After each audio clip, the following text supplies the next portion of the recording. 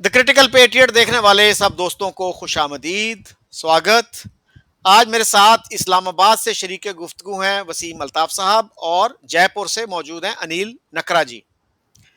अनिल जी, अगर मैं आपसे शुरू करूं, और आज हम बात करना चाह रहे हैं फिल्म इंडस्ट्री के हवाले से।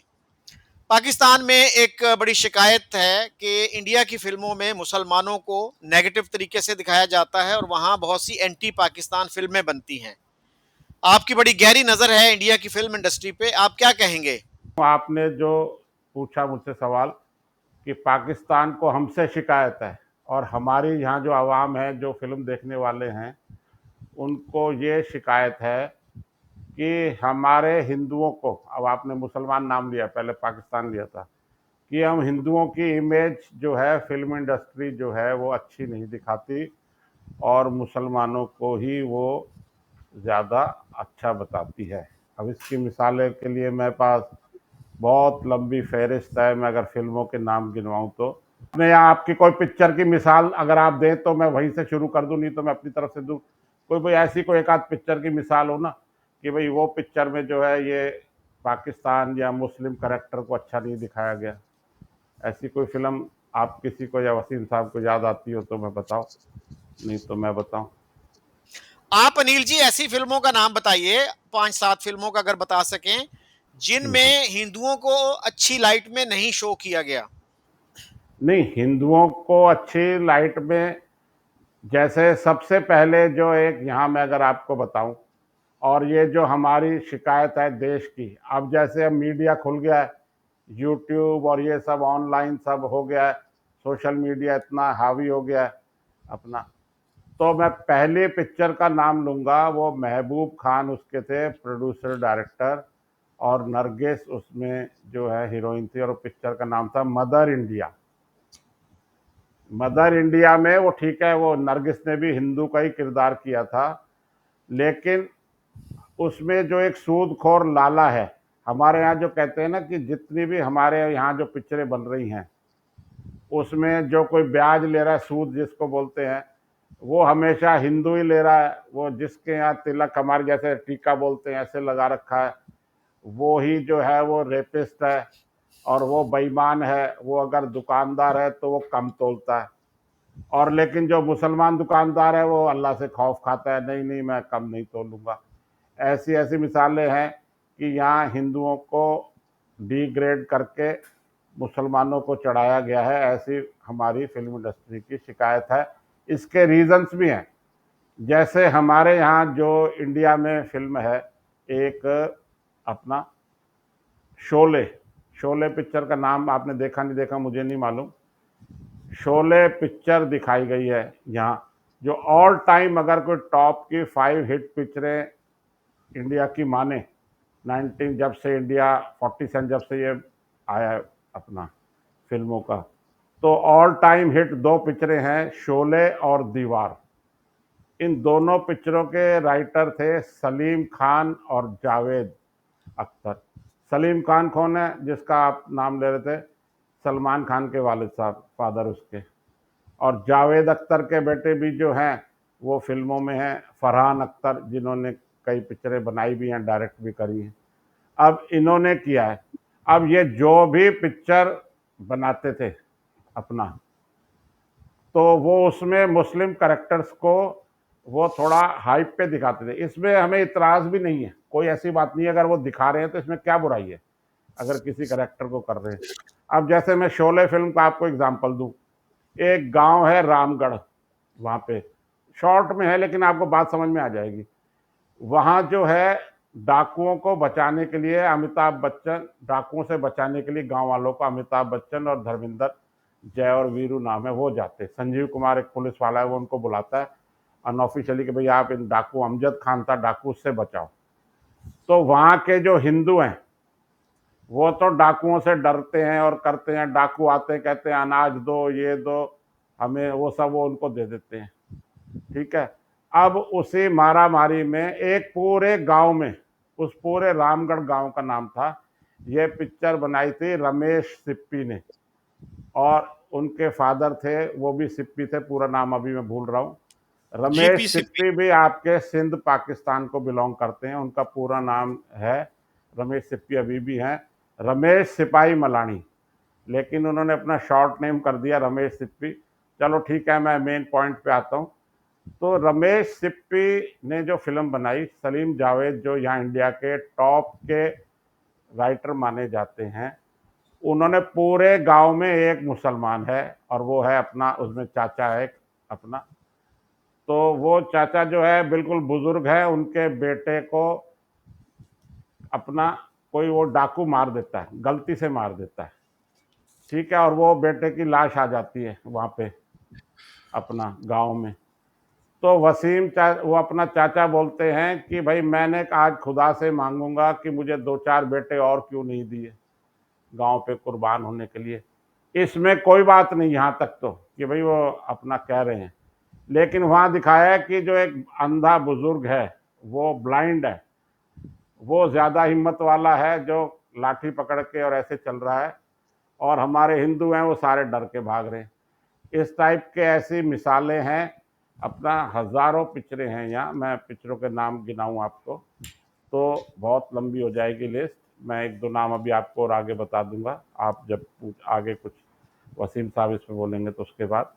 तो हमारे यहाँ जो इसका रीज़न है, कादर खान है, कादर खान भी ये डायलॉग लिखते थे। आज तक के जो सबसे टॉप नंबर वाइज जो कोई अगर डायलॉग लिखने वाला, स्टोरी डायलॉग वाले हैं, तो वो कादर खान है। अब वो नहीं रहे, अभी उनकी 2-3 साल पहले उनकी डेथ हो गई है।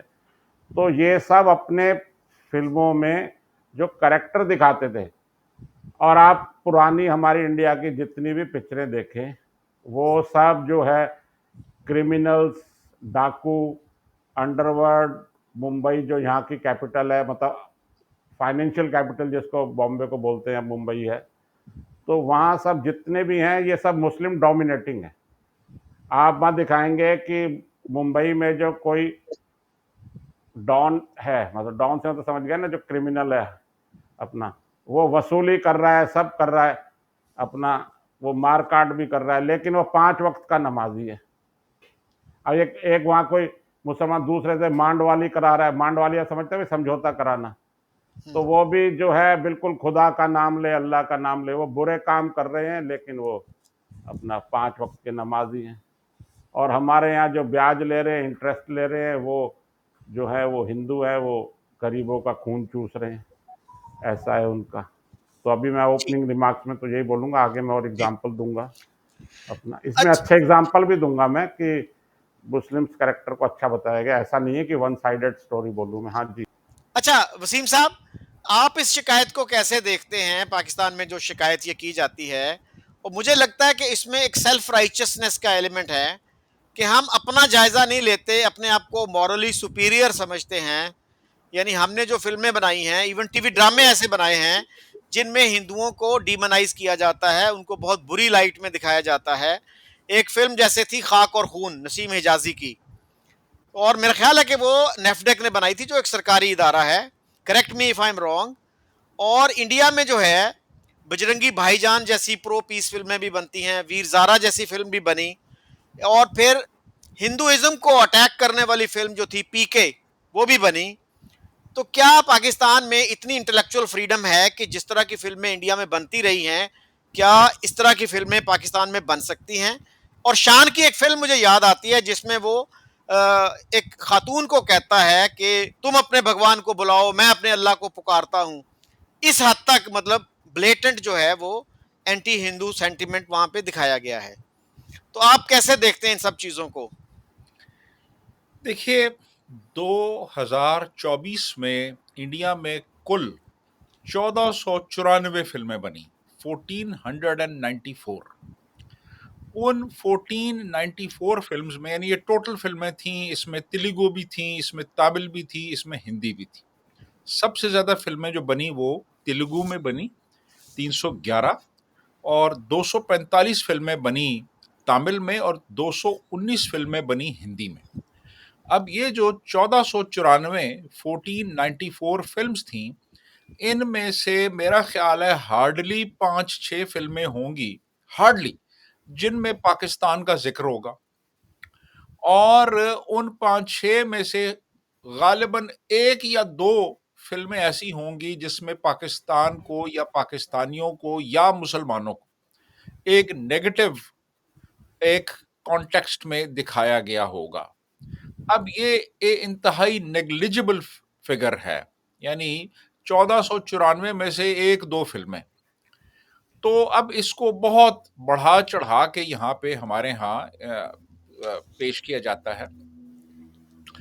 और दूसरा ये है कि अ, अगर इंडिया में कुछ फ़िल्में बनी तो उसमें मिसाल के तौर पे हमारी कुछ सिक्योरिटी इदारों को एक ख़ास अंदाज़ में दिखाया गया और कुछ दहशतगर्दों को सपोर्ट करते हुए दिखाया गया। अब ये सब कुछ जो है, ये इसको आप ये भी कह सकते हैं कि प्रोपेगेंडा है, आप ये भी कह सकते हैं कि ये हकीकत में ये चीज़ होती है, तो फिर वो तभी उसको उसकी रिफ्लेक्शन आती है फ़िल्मों में। फ़िल्म जो है ना बेसिकली एक आज़ाद एक मीडिया है, आम लोग बनाते हैं फ़िल्में, रियासत फ़िल्में नहीं बनाती, तो वहाँ पे आपको फिर आज़ादी होती है कोई भी चीज़ दिखाने की, कोई भी चीज़ प्रोजेक्ट करने की। तो ये जो व्यू है कि इंडिया में एंटी पाकिस्तान फ़िल्में बनती हैं, इसको तो मैं टोटली रिजेक्ट करता हूँ। अब आ जाएँ पाकिस्तान में। अच्छा, पाकिस्तान में हकीकत है कि हमने बहुत से ऐसे टीवी के प्लेज़ बनाए और हमने बहुत सी ऐसी फ़िल्में बनाई, बहुत सी ऐसी इवन पंजाबी फ़िल्में बनाई गईं, जिसमें कि खुल्लम-खुल्ला हमने हिंदुइज़्म का ना सिर्फ़ मज़ाक उड़ाया, बल्कि हमने बहुत ही एक नेगेटिव अंदाज़ में हिंदूज़ को प्रेज़ेंट किया।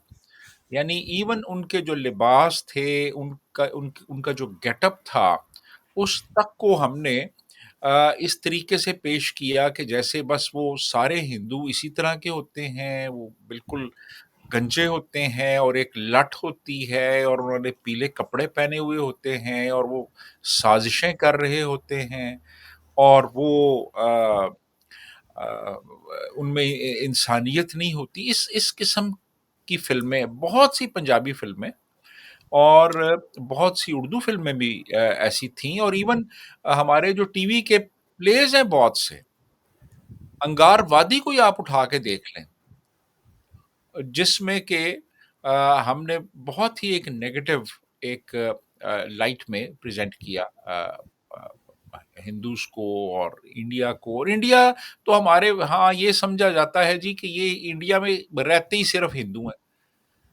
यार वहाँ पे 18 से 20% मुसलमान भी रहते हैं।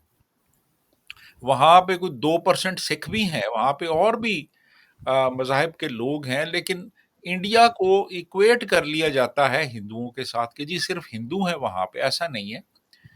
तो मेरा ख़्याल है कि ये स्टीरियोटाइप्स हैं और इनका इस्तेमाल बहुत गलत हुआ है। अ दूसरा इंडिया में पब्लिक ओपिनियन बहुत स्ट्रॉन्ग है और वहाँ पे अगर मिसाल के तौर पे कोई मुसलमानों को कलेक्टिवली बुरा कोई कहेगा तो बड़ा स्ट्रॉन्ग बैकलैश आएगा और सिर्फ मुसलमानों की तरफ से नहीं आएगा, हिंदुओं और सिखों की तरफ से भी आएगा कि आप क्या कर रहे हैं ये। तो इसलिए मैं समझता हूँ कि ये चीज़ें जो प्रोपेगेट की जाती हैं वो दुरुस्त नहीं है। अच्छा, अब ये जो पिछला साल गुज़रा है 2024, इसमें टोटल 11 फ़िल्में रिलीज़ हुई हैं पाकिस्तान में, टोटल 11 फ़िल्म। और उन फ़िल्मों में आई डोंट थिंक कि कोई इंडिया का कहीं ज़िक्र है या कोई इस तरह से कोई नेगेटिव लाइट में दिखाया गया है। फ़िल्में ही बहुत कम है, 11 फ़िल्में टोटल बनी हैं यहाँ पे। तो मेरा ख़्याल है कि ये प्राइमरीली एक प्रोपेगेंडा है और इसका हकीकत से कोई ताल्लुक नहीं है। बहुत नेग्लिजिबल फ़िगर है ये, जिसमें कि एक नेगेटिव लाइट में किसी और रिलिजन के लोगों को दिखाया जाता है या किसी और मुल्क के लोगों को दिखाया जाता है। जी, शकील। अच्छा वसीम साहब, एक फिल्म हमारे यहाँ वार भी बनी थी, WAAR। हाँ जी, तो उसको आप आशिर अज़ीम कैसे कैसे आशिर अज़ीम क्लासी फ़िल्म है। हाँ, उसको कैसे क्लासिफाई करेंगे? इसका क्या थीम क्या था? देखिए, मैंने तो सच्ची बात है वो फ़िल्म नहीं देखी, वार। हम्म, लेकिन मुझे जो इल्म है वो ये है कि वो फ़िल्म जो थी वो कुछ ख़ास इदारों ने स्पॉन्सर की थी हम्म, और उस फ़िल्म में काफी कुछ जो था वो इंडिया सेंट्रिक भी था उस फिल्म में, ठीक है जी। लेकिन वो फिल्म जो थी वो गालिबन कामयाब नहीं हुई इतनी। वसीम साहब, हमारे यहाँ एक और मसला भी आता है कि सेंसर बोर्ड बाज औकात फिल्म को पास भी कर देता है, उसके बाद एक मौलवी उठता है, वो उसके खिलाफ बयान देता है और वो फिल्म जो है वो प्रॉब्लम्स का शिकार हो जाती है और बहुत बड़ी जो इन्वेस्टमेंट की होती है वो डूब जाती है। इस तरह के मसाइल भी है ना हमारे यहाँ। जी जी, ये अभी कुछ अरसा पहले वो सरमद खुसट की एक फिल्म थी, जी। जो गालिबन ट्रांसजेंडर्स पे थी वो फिल्म, और वो बैन होगी फिल्म, और वो इसीलिए बैन हुई कि वो कुछ मौलवियों ने एतराज कर दिया था उसके ऊपर। जी जी। अनिल जी, आप कुछ कहना चाह रहे हैं? हाँ जी, आपने जो ये पाकिस्तानी फिल्मों का नाम लिया ना, तो इनके तो मैंने किसी के नाम भी नहीं सुने, और यहाँ हमारे यहाँ कोई देखता भी नहीं है आपकी फिल्में। लेकिन इसके उलट जो है, यहाँ आपके जो सीरियल्स हैं और जो स्टेज शो होते थे उमर शरीफ के, जी। बकरा किश्तों पे, जी। वो मैं गारंटी से कह रहा हूँ वो पाकिस्तान से ज़्यादा इंडिया में आज 30-40 साल पहले उसकी कैसेट्स आती थी, वो सब हम किराए पे ला ला के वीसीआर में देखते थे। जी। और वो शकील उसमें होता था, और भी कई होते थे, और बड़े अच्छे कॉमेडी और जो मतलब अच्छा ह्यूमर उसमें होता था। लेकिन अब उसमें उसमें शकील था एक, मेरे को आज तक याद है कि मैं हिंदू थोड़ी हूँ जो घास खाऊं, मैं मुसलमान हूँ, मैं तो गाय खाऊंगा। चलो कोई बात नहीं, आप गाय खाओ, उसमें मेरा कोई इतराज नहीं है। मैं उसमें ऐसे ही कह रहे हैं, मैं पाकिस्तानी हूँ, मैं पूरा जवाब दूंगा, हिंदू तुम अपने मंदिर में घुस जाओ, मैं मंदिर में घुस के मारूंगा। ऐसे ऐसे शो बकरा किश्तों में हैं, बहुत लंबी सीरीज आती थी, आप उनमें देखें, मोर और लेस वो ऐसा होता था। ठीक है। अच्छा, अब ये शकील वगैरह जो हैं, और आपके अमानुल्लाह खान है, बड़े बुजुर्ग से, अब हैं कि नहीं है पता नहीं मुझे, हैं। वो भी तो वफात पा गए और शकील भी वफात पा गए। हाँ, शकील का इनका तो पता है। ये इंडिया में शो में आते थे अपना, यहाँ कॉमेडी शो चलते थे जिसमें सिद्धू नहीं नहीं नहीं, वगैरह भी थे। वो और हैं, वो शकील सिद्दीकी हैं जो एक कॉमेडी शो में शकील, आते थे। शकील जी। सिद्दीकी नहीं है ये, शकील ये भी आते थे जो बकरा किश्त में आते थे। एक पहले मोइन अख्तर भी थे, उनकी भी डेथ जी। हो गई है बहुत पहले, जी। वो 40-45 साल। हम मतलब मैं ये कह रहा हूँ कि हम बचपन से यहाँ जो पाकिस्तान के जो कॉमेडियन हैं, पाकिस्तान के जो टीवी के सीरियल्स हैं वो बहुत पॉपुलर हैं, मैंने कई देखे हैं लंबे लंबे, जी। हम देखते थे। लेकिन उसमें कहीं ना कहीं वो पिंच करने वाली बात तो आई जाती थी। मैं पुराने बकरा किश्तों पे, इन सब के मैं यूट्यूब पे देखता हूँ, मैंने अपने लास्ट प्रोग्राम में भी कहा था, मैं इफ्तिखार ठाकुर वगैरह सबको देखता हूँ। हमारे ऐसा कहीं कुछ नहीं है। और आपने जो वसीम साहब ने कहा यहाँ 1300 कितनी फिल्में बनी, अभी ऐसे डाटा तो मेरे पास नहीं है, मैं तो ओवरऑल एक बात करूँगा। यहाँ जो अब हमारी जो फिल्में फ्लॉप हो रही हैं वो इसीलिए हो रही हैं कि अब जैसे आपने पीके का जिक्र किया, आमिर खान ने पीके पिक्चर बनाई थी, पीके में एंटी हिंदू वोट चला था टोटल। यहाँ कुछ हिंदू संगठनों ने उसका विरोध भी किया था, हल्ला भी मचाया था, सिनेमा घरों पे, यहाँ मल्टीप्लेक्स पे कुछ शोर शराबा भी किया था, लेकिन कोर्ट से वो पिक्चर जो है वो कहा कि नहीं, पिक्चर तो रिलीज होगी in the name of freedom speech, उसके नाम पे कर दिया।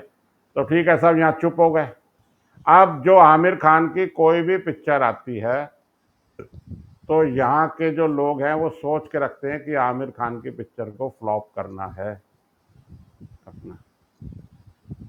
तो ऐसे ही शाहरुख खान वगैरह जो यहाँ स्टार हैं, सब कुछ हैं, ये माय नेम इज खान और ऐसी पिक्चरें बना बना के ये करते हैं। ये एक एग्जाम्पल के लिए ये इन्होंने ये पिक्चरें बना दी जो आप बता रहे हैं, तारे ज़मी पे और ऐसी। नहीं तो ये सब अब हमारे यहाँ नैरेटिव चेंज हो चुका है अब आने से पिछले 10-12 सालों में। और पहले ही कोई पिक्चर आती है, आमिर खान की पिक्चर आनी है, शाहरुख खान की पिक्चर आनी है, स्पेशली आमिर खान की, तो जो यहाँ के जो लोग हैं वो बिना पिक्चर देखे, बिना पिक्चर की स्टोरी जाने ही कह देते हैं नहीं, आमिर खान की जो ये पिक्चर आ रही है इसको फ्लॉप करना है, कोई नहीं देखेगा, बताओ कौन कौन मेरा समर्थन कर रहा है अपना, यूट्यूब पे मुझे बताओ और व्हाट्सएप पे मुझे बताओ, यस मैं देखूंगा, नो मैं नहीं देखूंगा, ऐसे ऐसे पहले से ये चला देते हैं। तो इसके इमेज के लिए मैं इनको खुद जिम्मेदार मानता हूँ, अपना इन आमिर खान शाहरुख खान वगैरह को। यहाँ इतना कमा रहे हैं, यहाँ कर रहे हैं। आज अगर शाहरुख खान आमिर खान यहाँ पॉपुलर हैं तो क्या वो मुसलमानों के पिक्चर देखने से पॉपुलर हैं? मैं आपको गारंटी से कह रहा हूँ, कम से कम 50-60 हज़ार पिक्चरें तो इंडिया में बनी होंगी आज तक, 47-50 से लेके। आप जो भी सुपरहिट फिल्में हैं आप देख लें, उसमें मुस्लिम करेक्टर ज़रूर होता है, क्योंकि हमारे जो हिंदू प्रोड्यूसर डायरेक्टर हैं वो ध्यान रखते हैं कि भाई मेरी जो पिक्चर है वो खाली हिंदू नहीं देखेंगे, मुसलमान भी देखेंगे, और मुसलमान ही 2-2 बारी देखेंगे जब भी मेरी पिक्चर हिट होगी। जहाँ मैंने आपको पहले भी बताया था, यहाँ कोई भी पिक्चर रिलीज होती है, चाहे वो इवन हिंदुओं की धार्मिक पिक्चर हो, यहाँ रिलीज होती है फ्राइडे को, जुम्मे के दिन, ना संडे ना मंडे, हर पिक्चर यहाँ जुम्मे के दिन ही रिलीज होती है। तो हम तो उनका सम्मान कर रहे हैं, उनका आदर कर रहे हैं, लेकिन वो कहाँ करें। अब जैसे यहाँ कि एक अमिताभ बच्चन जो यहाँ के बहुत बड़े माने जाते हैं, आज भी उनका बड़ा नाम है, बिग बी जो ऑल टाइम है, उनकी सबसे बड़ी एक सुपरहिट पिक्चर और थी, अमर अकबर एंथनी। उसमें 3 भाई हैं, वो बिछड़ जाते हैं और अलग अलग हो जाते हैं। तो उसमें अमर हिंदू है, अकबर मुसलमान है और एंथनी क्रिश्चियन है। अब इसके प्रोड्यूसर डायरेक्टर कौन है? मनमोहन देसाई, गुजरात के। तो वो भी जानते हैं। यहाँ सुभाष घई, जो जिसको राज कपूर के बाद ग्रेट शोमैन कहा जाता है, उन्होंने अपनी वार फिल्म बनाई है, उसमें भी वो एक मुस्लिम कैरेक्टर ज़रूर दिखाते हैं। वो 3 कैदी लेके जाता है अपना, कि भाई मैं जंग के लिए मैं जाऊंगा, अपने तरीके से होता है, पिक्चर आप देख लेना। उसमें एक मुस्लिम कैरेक्टर है जो नसीरुद्दीन शाह ने ही निभाया था, और उसको बड़ा हाइप किया था, और उसने अपनी जान कुर्बान कर दी अपना वतन के लिए। तो ऐसा नहीं है कि हम मुसलमानों कहें कि वो पाकिस्तान जिंदाबाद करते हैं, ऐसा नहीं है। ये कुछ नैरेटिव अपनी तरफ से जैसे हो जाता है। हमारी हर पिक्चर है, अगर कोई पिक्चर में दिखा रहे हैं कोई जितेंद्र है यहाँ का हीरो, या राजेंद्र कुमार है, या धर्मेंद्र है, तो उसका कोई कॉलेज का दोस्त है, वो एक मुस्लिम ज़रूर होगा। यहाँ एक जो हैं कॉमेडियन थे और बड़े अच्छे एक्टर थे, वो अपना मैं नाम भूल गया अभी उनका, वो हर पिक्चर में होते थे पहले की, तो वो मुस्लिम करेक्टर में होते थे और बड़े अच्छे करेक्टर होते थे उनके। तो हमारे यहाँ तो हमेशा मुसलमानों को इज्जत दी गई है अपना, और हर पिक्चर में एक मुस्लिम करेक्टर होता है, प्योर हिंदू पिक्चर हो तो भी। क्या नाम अपना, बहुत पिक्चरों में है यहाँ, चाहे दीवार हो, दीवार पिक्चर है, एक ऑल टाइम हिट है। यहाँ एक पूना इंस्टीट्यूट है जहाँ एक्टिंग का, और ये गवर्नमेंट का इंस्टीट्यूट है जहाँ ये ट्रेनिंग वगैरह और ये सारा सिखाते हैं, डायरेक्शन वगैरह, जिसको भी होता है भाई पूना इंस्टीट्यूट से ये सीखा हुआ है। तो पूना इंस्टीट्यूट में कुछ पिक्चरें दिखाते हैं, भाई इन पिक्चरों को देखो आप। तो उसमें जो इंस्टीट्यूट में जो पिक्चरें दिखाते हैं कि भाई डायरेक्शन के लिहाज से, हर हवाले से, तो एक दीवार पिक्चर है, वो लिखी किसने है? सलीम जावेद ने, जिसकी जिक्र मैंने पहले किया। उसमें एक अपना वो हैं, ये रहीम चाचा, वो यूनुस परवेज उन्होंने रोल किया है। यहाँ अमिताभ बच्चन पहले कुली था डॉग्स पे, जो शिप के सामान उतारता है ना, तो यहाँ वो अपना बैज लगाता था, बैज का नंबर था 786। तो वो बोलता है बेटा ये 786 का बैज है, इसको हमेशा अपने साथ रखना। वो पूछता है कि 786 का मतलब क्या है, इसमें हमारे को बड़ा मुकद्दस मानते हैं। वो शुरू करता हूँ अल्लाह के नाम से, और अमिताभ बच्चन बाद में बहुत बड़ा आदमी बन जाता है, लेकिन वो 786 का बैज अपनी कोट के ऊपर की जेब में यहाँ रखता है, और उसको 2 बारी गोली लगती है, और दोनों बारी उसी बैच पे जाके लगती है और वो बच जाता है। तो जब भी बचा वो गोली निकालता है और अपनी आंखों से उस बैच को लगाता है। तो हम इस बात का कहीं बुरा नहीं मान रहे।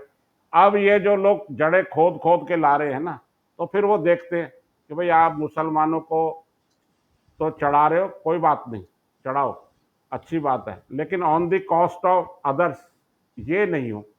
तो अब लोगों ने ये पॉइंट आउट करी हैं बातें।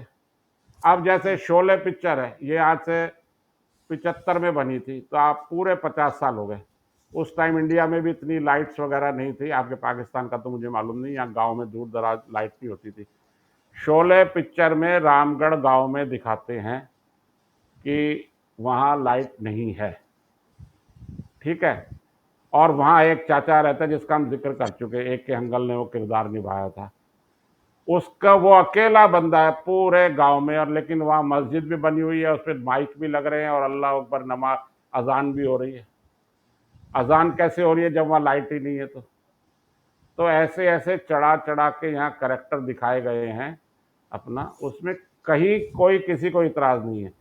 लेकिन आप एक डॉन दिखा रहे हो, एक शान पिक्चर है, उसमें ये जीनत अमान के हस्बैंड थे, कौन से थे, उनकी डेथ हो गई, वो दिखा रहे हैं, वो बड़ा गुंडा टाइप है, मवाली टाइप है, लेकिन वो 5 वक्त का नमाजी है, इसलिए उसके सारे गुनाह माफ है। वो बेईमानी कर रहा है, चोरी कर रहा है, इधर का माल उधर कर रहा है, गाना भी गा रहा है, आते जाते हुए मैं सब पे नजर रखता हूँ, नाम अब्दुल है मेरा, सबकी खबर रखता हूँ, ये गाना भी है। लेकिन वो on the cost of Hindu, मतलब हिंदू बेईमान है और वो अच्छा है। एंड में जी वो यूं कर दिया और उसने ऐसे कर दिया। ऐसी यहाँ 50 सैकड़ों मिसालें हैं। मैं आपको पूरी मेरे हुजूर, पाकीज़ा, दुल्हन वही जो पियावन भाई, हाँ एक पिक्चर मैं बताऊँ आपको, बहुत यहाँ की सुपर हिट मूवी है, ताराचंद बड़जात्या प्रोड्यूसर डायरेक्टर थे उसके, राजश्री प्रोडक्शन, या बहुत बड़ा प्रोडक्शन हाउस है, मतलब टॉप 3-4 में आता है वो राजश्री प्रोडक्शन। और वो मतलब 47 से पिक्चरें बना रहे हैं। उन्होंने एक सुपर डुपर हिट बनाई थी पिक्चर, दुल्हन भई जो पियामन भाई, ये पिक्चर के नाम था। उसमें पूरा हिंदू परिवार दिखाया है कि वो सुबह घर में आरती हो रही है, भजन हो रहे हैं, भगवान की फोटो लग रही है, आपस में मिल रहे हैं, राम राम कर रहे हैं। लेकिन उस हिंदू है, करोड़पति है वो, लेकिन उसका दोस्त है और वो डॉक्टर है, वो इफ्तिखार है, मतलब नाम का भी उसमें, वैसे एक्टर भी इफ्तिखार था और वो मुस्लिम है, फरीद चाचा उसका नाम है, फरीद, उनके बच्चे उनको फरीद चाचा बोलते हैं। और वो बड़ा उनके फैमिली के बिल्कुल हर मसले में, जो जैसे घरेलू मसले होते हैं ना, उनमें वो अपनी राय देते हैं और उनकी राय ली जाती है, इज्जत दी जाती है। तो हमारे यहाँ कभी भी मुस्लिम्स को लो ग्रेड करके किसी पिक्चर में स्टिल टुडे नहीं दिखाया गया। हर जी। पिक्चर में एक मुस्लिम करेक्टर जरूर होगा। यहाँ एक तारक मेहता का उल्टा चश्मा एक सीरियल आज भी आ रहा है पिछले 20 साल से, वो गुजराती, जो गुजरात के लोग हैं, बॉम्बे में एक सोसाइटी है उसके ज्यादा हैं, और मराठी और ऐसे लोग हैं वहाँ, और 20 साल से चल रहा है, उसका गिनीज बुक में नाम आया है, तारक मेहता का उल्टा चश्मा। आप चेक करना, उसके आपको मिल जाएंगे, बड़ा अच्छा फैमिली का सीरियल है। उसमें दिखा रहे हैं गणेश पूजा हो रही है, दिवाली भी हो रही है, सब कुछ हो रहा है, सारे हिंदू फेस्टिवल मना रहे हैं। लेकिन वहाँ एक उनका दुकानदार है बिल्कुल सोसाइटी के अंदर, वो अब्दुल की दुकान है, किराने की, तो ये जो होता है ना घर का सामान मिलता है, तो जी। अब्दुल की दुकान को सारे हिंदू जाके ईद के दिन उसको ईद की मुबारकबाद दे रहे हैं, उससे सब गले मिल रहे हैं। तो हमारे यहाँ आज की मैं बता रहा हूँ, ये जो पिछले 20 साल से माहौल खराब बता रहे हैं ना, कि आज भी वो सीरियल आता है जिसमें अब्दुल दुकानदार है, वो उसके बहुत अच्छे रिलेशन हैं सारे बिल्डिंग वालों से हैं, वो सारे हिंदू हैं, सारों के त्यौहार में वो शामिल हो रहा है। अब वो राम का कोई हो रहा है, कोई रामायण पाठ हो रहा है, दिवाली का पूजन हो रहा है, उसमें वो अब्दुल भी बैठा हुआ है टीका लगा के, तिलक लगा के। आज की यहाँ बस नहीं चलानी, मौलवियों को तो खारिज कर दें, उसको तो इस्लाम से ही खारिज कर देंगे। तो ठीक। ऐसे नहीं है। हाँ जी। जी। अच्छा वसीम साहब, हमारे यहाँ जो मजहबी तबका है वो तो वैसे ही फिल्म के खिलाफ है, और कुछ अरसा पहले तक तो वो फोटोग्राफी को भी हराम कहते थे। अब जो है उन्होंने फोटोग्राफी को हराम से हलाल कर लिया है, लेकिन फिल्म के खिलाफ जो है वो अब भी हैं। और लाहौर में जो स्टूडियोज थे, फिल्म स्टूडियोज, वो आज वीरान पड़े हैं। उनमें से एक तो जमात इस्लामी ने खरीद के उस वक्त उसको अफगान मुहाजिरीन के लिए या मुजाहिदीन के लिए हॉस्पिटल में कन्वर्ट कर दिया था। तो बाकी भी जो है शाहनूर वगैरह जो स्टूडियोज थे वो बिल्कुल वीरान हैं। और सिनेमाओं की तादाद आज से 50 साल पहले, 60 साल पहले जितने सिनेमा थे, आज उनका निस्फ भी नहीं है, हाफ भी नहीं है। तो कुछ स्टेटिस्टिक्स हैं आपके पास, क्या कितने आज सिनेमा हैं पाकिस्तान में? देखिए, पाकिस्तान में 1975 से पहले 1500 के करीब सिनेमा हाउसेस थे, 1500। और अब इस वक्त जो ऑपरेशनल हैं उनकी पूरे पाकिस्तान में तादाद 100 से भी कम है। मैं जी, सिनेमा हाउसेस की बात कर रहा हूँ, मैं अच्छा। जो ये मल्टीप्लेक्स है उनकी बात नहीं कर रहा। वो भी बहुत अच्छा, थोड़े से हैं। वो भी थोड़े हैं, लेकिन वहाँ पे काम नहीं हो रहा बिल्कुल, क्योंकि वो सिर्फ इंडियन फ़िल्म्स की वजह से चल रहे थे। लोग हम्म, जाते थे वहाँ पे फ़िल्म देखते थे। 2019 में इन्होंने बैन कर दी। तो अब वो जब बैन हुई तो उसके बाद फिर वो उनका बिज़नेस भी बिल्कुल जो है वो बैठ गया है। और वो अरबों रुपए की लोगों ने इन्वेस्टमेंट की थी पाकिस्तान में, कराची, लाहौर, इस्लामाबाद, इवन छोटे शहरों में भी थे वो, फैसलाबाद में, गुजरांवाला में, सियालकोट में। लेकिन वो सारे जो हैं वो बंद पड़े हैं अभी। तो क्योंकि क्वांटिटी नहीं है ना, फ़िल्म्स की क्वांटिटी नहीं है। क्वालिटी हम्म, की तो बात ही नहीं हम कर रहे, क्वांटिटी नहीं है तो वो कैसे चलेंगे वो? कि इतनी क्वांटिटी हो कि वो चल सकें वो। अगर 4 स्क्रीन्स हैं तो फिर 4 स्क्रीन्स पे 4 फ़िल्में तो चलनी चाहिए ना। अब 11 फ़िल्में पूरे 2024 में पाकिस्तान में प्रोड्यूस हुई हैं, तो वो 11 फ़िल्में आप कहाँ लगाएँगे और हम्म, कौन देखेगा? अब जो सूरत-ए-हाल है ना इस वक़्त, वो ये है कि हमारे जो फ़िल्म स्टूडियोज़ थे, जैसे एवरन्यू स्टूडियो है लाहौर में, वो है अभी भी। वो लेकिन काम नहीं है, काम नहीं हो रहा। हम्म, तो अ, इसी तरह चंद एक और स्टूडियोज़ रह गए हैं, बाकी तो अब सारे खत्म हो गए। कराची में जो थे, मसलन ईस्टर्न स्टूडियो था, वो भी खत्म हो गया। तो अब जो सूरत-ए-हाल है, ज़ाहिर है गवर्नमेंट की कोई सरपरस्ती भी नहीं है और कोई पैट्रनेज नहीं है, फाइनेंसेस नहीं है, आगे डिस्ट्रीब्यूशन नहीं है, सर्किट्स नहीं है। इंडिया की फ़िल्में दुनिया के 90 मुल्कों में देखी जाती हैं। जी, हमारी जो फ़िल्में हैं वो तो आप मुझे पाकिस्तान के अलावा 2-4 मुल्कों के नाम गिनवा दें जहाँ पे देखी जाती हैं। हम्म, मेरे इल्म में तो नहीं है। हम्म। तो इसलिए ये बिज़नेस तकरीबन फ्लॉप हो गया है। अब यानी कोई इस वक़्त सूरत-ए-हाल नहीं है मौजूदा, और आगे फ्यूचर भी नज़र नहीं आ रहा। वसीम साहब, मैं कुछ अरसा पहले इस्तांबुल गया तो वहां पे होटल का जो वेटर था ना, वो थोड़ी बहुत उर्दू या हिंदी बोल रहा था। तो मैंने कहा ये आपने कहाँ से सीखी? कहता है इंडियन फिल्मों से। हुँ। तो इनका वाकई जो है मिडिल ईस्ट में भी बाकी मुल्कों में भी काफी इन्फ्लुएंस है। Anil ji, any concluding thoughts? नहीं, मैं इसमें ये बताना चाहूँगा कि जो आपके यहाँ इमेज है वो ठीक नहीं है। मैं इसमें एक और आपको अपनी दलील देना चाहता हूँ कि हमारे यहाँ एक एक्टर हुआ, एक्चुअल नेम था यूसुफ खान, और वो पेशावर के थे। ठीक है जी। उन्होंने अपना यहाँ नाम, फिल्मी नाम उन्होंने दिलीप कुमार रखा था। क्यों रखा था इस पे अभी हम बात नहीं कर रहे। अमिताभ बच्चन का नाम है, वो ऑल टाइम फेवरेट है। राजेश खन्ना भी यहाँ सुपरस्टार हुए, पता नहीं आप लोग नाम जानते नहीं जानते राजेश खन्ना का। जो धर्मेंद्र हैं एक्टर, उन्होंने एज ए हीरो सबसे ज्यादा पिक्चरें करी हैं। आपको बता दूं कि ये जो लोग हैं वेल नोन है पाकिस्तान में। हार्डली कोई बंदा होगा पाकिस्तान में जिनको इन लोगों का नहीं पता। तो अनिल जी, मैं आपको बताऊँ कि मैंने राजेश खन्ना के ऊपर बाकायदा एक प्रोग्राम किया हुआ है जो यूट्यूब पे अवेलेबल है। अच्छा मैंने अच्छा, नहीं ठीक है, अमिताभ मैं बच्चन देखूंगा पे एक उसको। प्रोग्राम किया हुआ है जो अवेलेबल है यूट्यूब पे। पाकिस्तान में जितना राजेश खन्ना और धर्मेंद्र और अमिताभ बच्चन को जाना जाता है, आपके इंडिया में लोगों को इतना पता नहीं होगा, मैं आपको बता दूं। नहीं नहीं, बिल्कुल बिल्कुल, बहुत शुक्रिया। ये जो हमारे, मेरा ये इनका नाम मैंने इसलिए लिया कि ये जितने भी टॉप के जो हमारे ये जो एक्टर रहे हैं, जिन्होंने नंबर वाइज भी फिल्में ज़्यादा करी, धर्मेंद्र ने सबसे ज़्यादा करी है, शशि कपूर ने। और इन सब के इंटरव्यू मैंने देखे हैं, यूट्यूब पे भी है, मैं मैगजीन पढ़ता हूँ, मैं इनसे क्लोजली एसोसिएट रहा हूँ। चाहे वो धर्मेंद्र हो, चाहे राजेश खन्ना हो, चाहे देवानंद हो, चाहे सुभाष घई हो, चाहे ताराचंद बड़जात्या हो, चाहे एक्स हो, वाई हो, जेड हो, अलिफ हो, बे हो, ते हो, इन सब से पूछ लो। दिलीप कुमार ने कुल जमा 70 पिक्चरों में काम किया। बहुत कम, क्वांटिटी उनकी कम थी। और ऐसा कोई भी हिंदुस्तान का, चाहे फ्यूचर ना पास्ट ना प्रेजेंट, जी कहता हो कि Dilip Kumar is the best.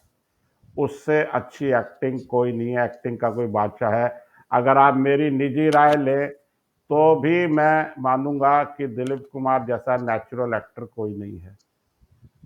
तो मैं इसको यही इसी बात पे मैं कह रहा हूँ कि चाहे ये अमिताभ बच्चन कितने टॉप के हो गए हों, राजेश खन्ना कितनी हो गई हों, चाहे वो ऋषिकेश मुखर्जी हो, चाहे जितने भी टॉप के हमारे यहाँ प्रोड्यूसर डायरेक्टर हुए हैं, बिमल रॉय, ऐसा नहीं हुआ है कि उन्होंने दिलीप कुमार को नहीं लिया हो। और अगर उन्होंने तो कोशिश करी है, दिलीप कुमार ने ही शायद मना कर दिया होगा अपना। वो बड़े चूजी थे और बड़ी कम फिल्मों में काम करते थे। By the way, Dilip Kumar की जो मेजॉरिटी है ना फिल्म्स की, वो फ्लॉप हुई हैं, ये भी मैं आपको बता दूं। ऐसा है कि आप बिल्कुल ठीक कह रहे हैं, उनकी देवदास वगैरह बाद में वो कल्ट फिल्में हो जाती हैं। जैसे अब देवदास फिल्म है उनकी, बहुत अच्छी एक्टिंग के हवाले से बहुत अच्छी पिक्चरें बताई जी जाती है जी उनकी एक्टिंग वाइज। जी जी। वो उस टाइम फ्लॉप, क्या वो सुपर डुपर फ्लॉप हो गई थी।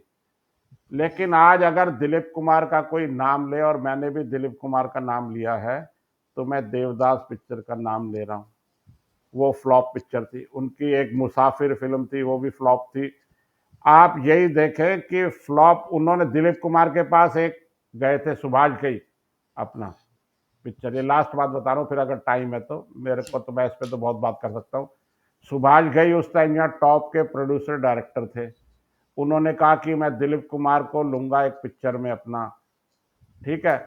तो उन्होंने दिलीप कुमार के पास गए और उन्होंने कहा कि मैं आपको लेना चाहता हूं। तो उन्होंने अपनी प्राइस बताई। उन्होंने कहा आपकी लास्ट फिल्म तो फ्लॉप हो गई। तो कहा कि आप मेरे पास क्यों आए हो, फिर आप मेरी जब फिल्में फ्लॉप हो रही हैं तो आप मेरे को साइन करने क्यों आए हो, मैं तो इतने ही पैसे लूंगा। और उन्होंने वो इतने ही पैसे लिए। सौदागर पिक्चर का नाम था, और सौदागर बाद में सुपर डुपर हिट हुई, आपके पाकिस्तान में भी बहुत चली थी। ईलू ईलू गाना है, वो गाना बड़ा पॉपुलर हुआ था। और उसमें मतलब 50% क्रेडिट जो है वो दिलीप कुमार को ही जाता है। उन्होंने कर्मा पिक्चर बनाई थी अपना, जिसमें भी ये सब थे, हिंदू करेक्टर मुसलमान करेक्टर थे। मैं लास्ट बात बता देता हूँ, उसके बाद आप चाहे तो वाइंड अप कर ले। देवानंद जो एक्टर है वो पाकिस्तान, अब जो पाकिस्तान में, वहीं से यहाँ आए थे। और नहीं नहीं, वो भी ऐसा नहीं है, यहाँ से नहीं आए थे। नहीं, वो मैं एक वो घरोटा के रहने वाले थे। घरोटा जो है वो गुरदासपुर के पास। ऐसा, कॉलेज लाहौर में गए हाँ थे, वहां पढ़ते रहे थे वो, हाँ कुछ वो अरसा लाहौर, पढ़े थे। हाँ चलो ऐसा था उस टाइम, तो एक ही थे ना ये सब।